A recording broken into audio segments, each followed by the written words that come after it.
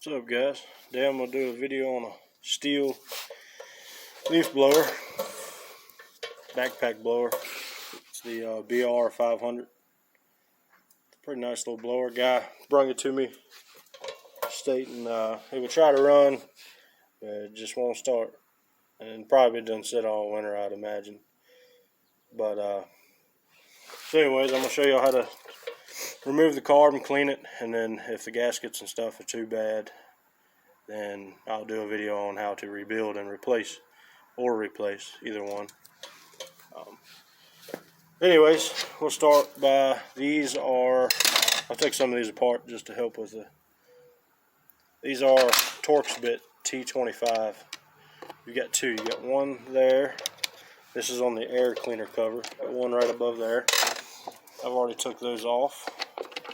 Save a little bit of trouble.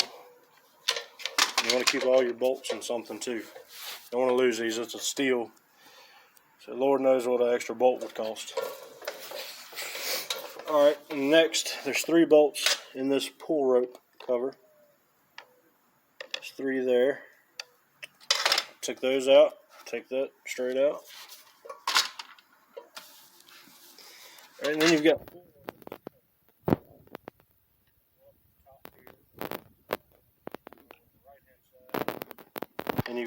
I'm not sure if you can see it, probably not, but it's one in there on this side, and there's one back in there. Well, you can see the hole right there. There's one on the bottom of both sides. Remove those, that'll be loose, and then you have to take the spark plug wire off, fish it down through the hole. There's a little grommet down here on the bottom. See that little grommet there on the bottom goes in that little, it's got a place for it there. So, and we'll get this carburetor off. Alright, here we are back at the carburetor. You're going to have one T25 there. Like I said, I've already pulled these apart. It would help out some. You want to try to keep these separate. This is what removes the air cleaner housing, and once that's off, you'll be able to pull the carb off. And of course, the air cleaner goes in here like that. Pull it off. One bolt here, T25. Then there are 2 T25s. One here, right below that, right there. That will allow you to pull the long studs straight back. Put this over here first. And that will free up this.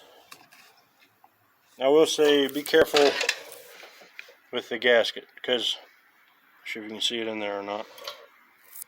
Little gasket right there. If you don't have to rebuild it, you don't want to have to buy a whole rebuild kit just because of the gasket. You know, some people will say go ahead and rebuild it. You know, I try to do things cheap as I can, the best I can. I don't cheap out on everything, but this, if the gasket's good and you can clean it and it runs good, save the rebuild kit for next time. But you want to be really careful when you go to split this from the carburetor that doesn't rip, because you may not need to rebuild it. And I'll get that off of there and get back here. Alright, so I've separated the carb from the air cleaner housing. I'm going to let it hang there for just a second to show you something. I don't know if you can see. Let's see, try to turn it to where you can see it. These grooves here, the throttle cable, which runs back in here. This fuel line, well, this is the primer line. The fuel line also, it's still attached, but it runs, they fit in these little grooves, and you have to remove those in order to get this air cleaner line out. I'm actually just going to leave it right there. I'm not going to undo that. And you can see my gasket stayed here, and it's still intact. It's still in good shape. I will get this carburetor off here and show you another thing. This throttle cable, It's attached just like that when I pulled it apart. All you have to do is grab slack, pull forwards until the thick part comes out of there, and it slips right out of that notch. Pretty simple. So I'll get this carb off and start tearing it down and get back. Alright, here we are. Got the carb tore apart. As you can see, everything in here is tiny.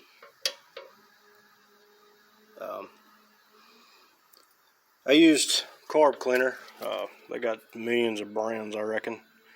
I don't know if any's better than the other, but so what I did with carb cleaner, I made sure you don't want to spray any gaskets or any of the diaphragms like this one, or there's two in this setup. I'll show you that in a second. You don't want to spray any of that with carb cleaner because the diaphragms, it'll dry them out. Could cause them to crack if they're not already cracked, and the gaskets, it'll shrink them, or actually it'll make them expand. Kind of weird, but it will. Then they won't fit right, and if you want to try to clean it without having to buy the kit, you could try. You can't always do that. Sometimes you have to buy the kit, or sometimes even a carburetor, but I always like to try to clean them first. That's why I try not to tear it up. And all of this, sometimes I'll get it off, sometimes I won't. I really don't see a difference. As long as it's not a whole lot stuck on there, I usually leave it. So that way when you put it back, kind of all mates back together. Of course, everyone's got a different opinion, whatever. But I took the carb cleaner with a little nozzle on it. Spray, let me find something here you can see. I'll use my nozzle. Spray down in there, that's the fuel inlet. That's where your needle valve goes. That's the thread. There's a tiny little check ball here. You want to spray into that, maybe poke it with a small piece of wire, make sure it's moving. Tiny hole here, spray through there, and you should see fuel come up through that tiny hole. It should come up inside the mouth of the carburetor. When it does that, it's open. I sprayed through these holes. Some of them are passages that go somewhere, some of them are dead end passage. Just wear eye protection because this stuff burns if it gets in your eye. And you can wear gloves.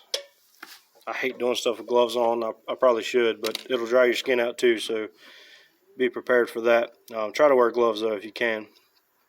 Let's see, yeah, like I said, I cleaned that, and this little needle valve, I'm not sure if you can see it or not. See, the end of it is more it's more discolored. It's black towards the end there. That is actually not metal. It's got a little rubber tip on it so that it seals. Try not to get carb cleaner on that either because it'll screw that up. What I do is just take a rag and just wipe it off real good. And you don't want to damage the end of that tip either. Here's your spring and your, I guess you could call that a float. It's not really a float, but it would be in a 4-stroke engine. But anyways, all that fits together. When you tear this apart, be careful because that will come out once you take that screw. So that slides in there. I'll try to show you this one-handed. I didn't bring my GoPro. Probably should have waited, but let me get this together and then I'll show you how all that goes once I show you this side over here. This is the diaphragm that was on top of the needle valve. You want to make sure that works. You want to make sure it's not all crackly, and you want to make sure it's got a little bit of give to it. Make sure it's not dry rotted. And this is on the other side of the carb. There's 2 screws that takes apart 2 plates and 2 gaskets. So your first plate, just want to clean all that out. Like I said, you don't want to get these diaphragms and gaskets wet with carb cleaner. There's a little spring that goes in that one. Then you have this little plastic plunger on top of that, and then of course your diaphragm. and 2 holes here, sprayed them out, and then this diaphragm. You want to be really careful with these diaphragms because they will crack very easy. Just told you to be careful with it, and then I dropped it. Put this back together. I've already cleaned all of this. Try to show you one-handed here. It's not fun doing this stuff one-handed.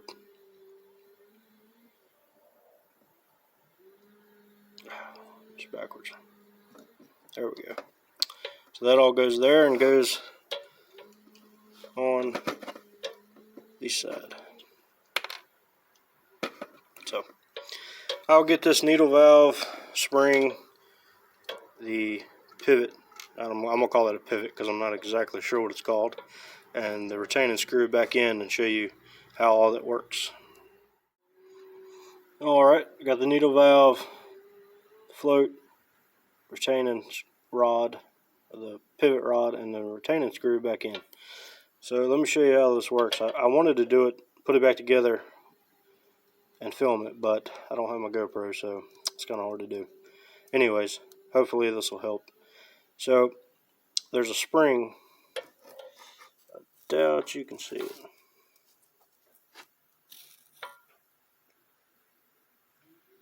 You may be able to. Hold on, let me try to focus. Stop. Alright, yeah, you can see it right there, just barely. There's a spring right under there. So there's a little recess that spring sits in. Then on the top of this, or on the bottom side of this float, there is another recess that goes down. So the spring will sit in that recess. Put your spring in there, in the recess, and then you have your retaining rod and your float and your needle valve. You have all them. There's a little fork that needle valve slides on.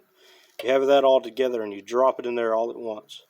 Make sure your needle valve goes in the needle seat hole, and that your spring lines up on that.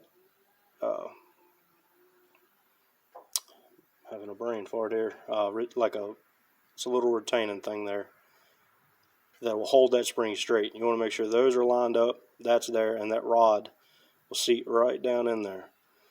Hold that down, and then once that's all the way down like it should be, you can run this screw back in. You don't have to run it in too tight, just firm, and that will hold it all together. And you'll actually see it has a spring action to it.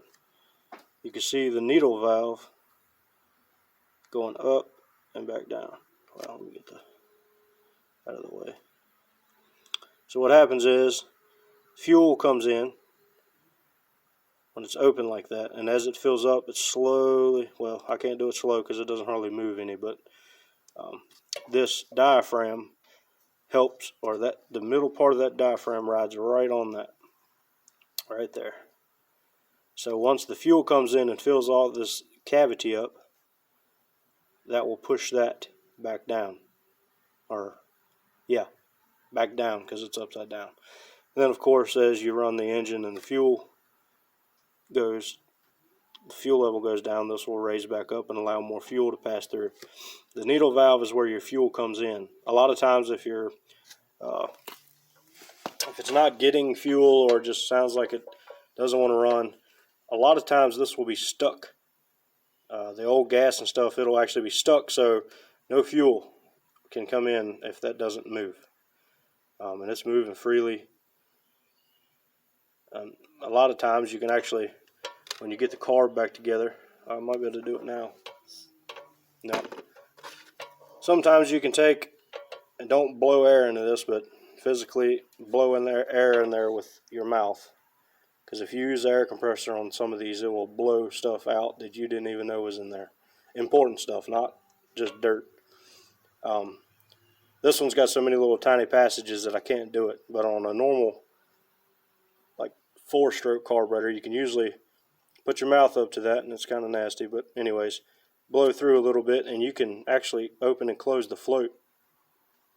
And you'll see how it works. When it's closed, you won't be able to blow through it. When it's open, you'll hear just a little air coming through. You don't have to do that. It's kind of nasty, but anyways, cool way to check it out. But so anyways, let me get this back together, and I'll show you the process of putting it all back. Alright, got the carburetor back on. I found it easier to fit the carburetor up against the air cleaner part first. It's the air manifold. Because you got, and don't forget this little tiny hose right here. I forgot that and had to take, well, I could have took it back apart, but I just took some small little pliers I had and pulled it back up on there. You don't want to forget that. Of course, then you got the hose at the bottom. Make sure you put that back on, and then your throttle. You can't even see it. It's pretty tight in here, but it's doable. I mean, if you take it apart, you can remember how to put it back together. And you